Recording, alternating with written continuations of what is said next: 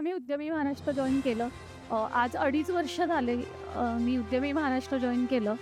बऱ्याचशा अशा सिच्युएशन्स असतात की आपण जो आपला करंट बिझनेस असतो, तो चालू असताना दुसरं काहीतरी इन्कम सोर्स शोधत असतो आणि त्याच सिच्युएशनमध्ये मी ओंकार सरांना भेटली होती आणि जो सरांनी विश्वास दाखवला की येस तो म्हणजे सरांनी जी हिंमत दिली त्यामुळे मी आज इथपर्यंत आहे.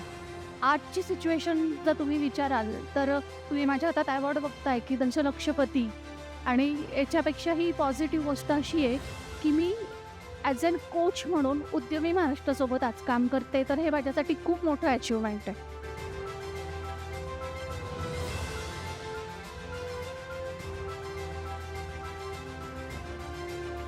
तर मी उद्यमी महाराष्ट्र जॉईन केलं आज 2.5 वर्ष झाले मी उद्यमी महाराष्ट्र जॉईन केलं आणि मी ऑलरेडी सर्व्हिस एक्सपोर्ट्समध्ये काम करत होती आणि प्रोडक्ट एक्सपोर्ट कसं करायचं हे मला माहीत नव्हतं.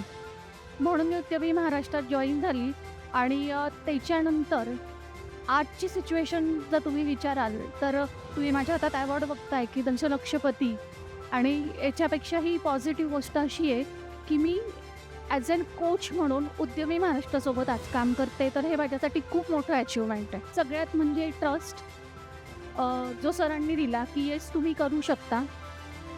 बऱ्याचशा अशा सिच्युएशन्स असतात की आपण जो आपला करंट बिझनेस असतो, तो चालू असताना दुसरं काहीतरी इन्कम सोर्स शोधत असतो आणि त्याच सिच्युएशनमध्ये मी ओंकार सरांना भेटली होती आणि जो सरांनी विश्वास दाखवला की येस तो म्हणजे सरांनी जी हिंमत दिली त्यामुळे मी आज इथपर्यंत आहे.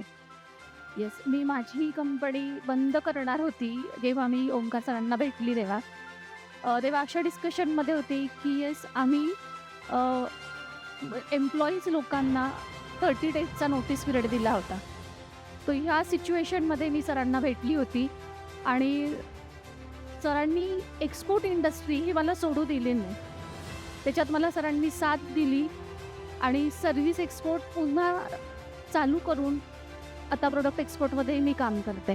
ॲक्च्युली जेवढे शब्द काय त्यांच्यासाठी कोणतंच असं हे नाही की शब्द नाही याल. म्हणजे आत्ता तरी मी सांगेल की एक मदतीचा हात जो देव आपल्याला पाठवतो ना, त्या रूपात मला ओंकार सरांचा हात मिळालेला आहे. त्या ओंकार सरांची मदत मिळाली.